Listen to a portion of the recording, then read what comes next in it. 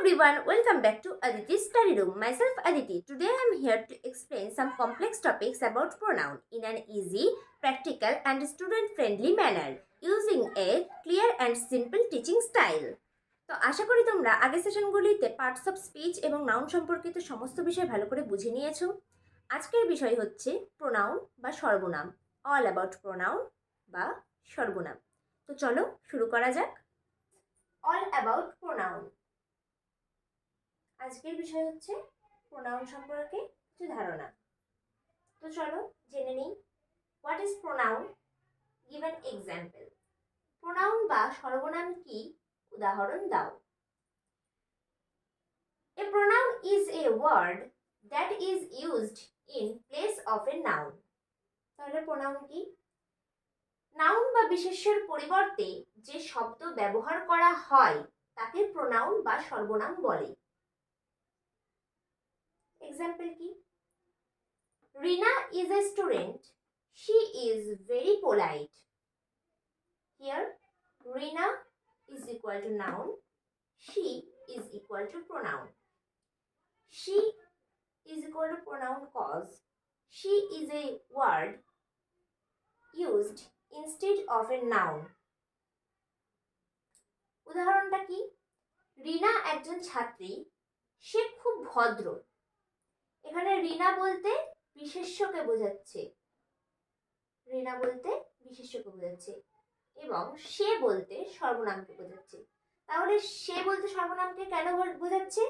কারণ রিনার পরিবর্তে এখানে সে ব্যবহার করা হয়েছে, তাই সে বলতে সর্বনাম পদ বোঝাচ্ছে। চলো পরের বিষয়ে আসা যাক। তো এবার আমরা জেনে নিই why do we use pronounce. আমরা সর্বনাম কেন ব্যবহার করি? উই ইউজ প্রোনাউন্স, আমরা সর্বনাম ব্যবহার করি কারণ to avoid repeating the same noun, একই বিশেষ্যের বারবার ব্যবহার এড়িয়ে চলতে। To make sentence short and smooth, বাক্যকে ছোট ও সুন্দর করতে। To make speech and writing natural, কথা বলা ও লেখা সহজ করতে। তাহলে বোঝা গেল আমরা বাক্যের সর্বনাম বা প্রোনাউন কেন ব্যবহার করে থাকি। যদি তোমাদের বুঝতে কোনো অসুবিধা হয় তাহলে আমাকে নিচে কমেন্ট করে অবশ্যই জানিও। ফেসবুক থেকে দেখে থাকলেও কমেন্ট করে জানিও, ইউটিউব থেকে দেখে থাকলেও কমেন্ট করে জানিও যে তোমাদের বুঝতে কোথায় অসুবিধা হচ্ছে, তাহলে আমি সেই পার্টটা তোমাদের ক্লিয়ার করে দেবো। তাহলে চলো এবার নেক্সট টপিকে যাওয়া যাক। তাহলে চলো এবার আমরা জেনে নিই টাইপস অফ প্রোনাউন্স বা সর্বনামের প্রকারভেদ সম্পর্কে। দেয়ার আর 10 টাইপস অফ প্রোনাউন্স। তাহলে সর্বনাম প্রধানত 10 প্রকার।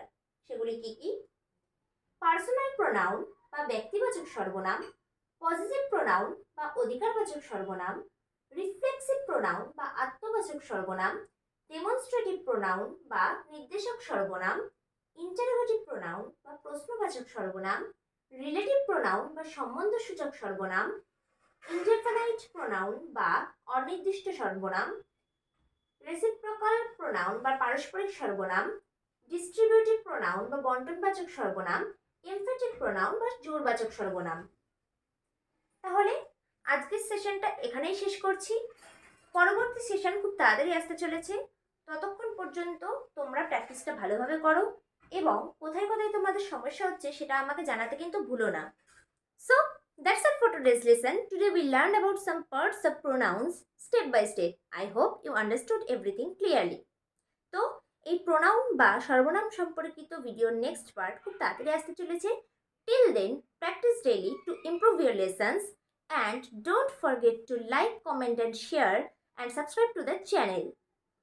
আর তোমরা যদি ভিডিওটি ফেসবুক থেকে দেখে থাকো তাহলে ভিডিওটিতে লাইক এবং কমেন্ট করে দিও, আর এরকম আরও নতুন নতুন ভিডিও পাওয়ার জন্য অ্যাকাউন্টটিকে ফলো এবং সাবস্ক্রাইব করে নিও। Thank you for watching. See you in the next lesson. Till then, keep learning, keep growing.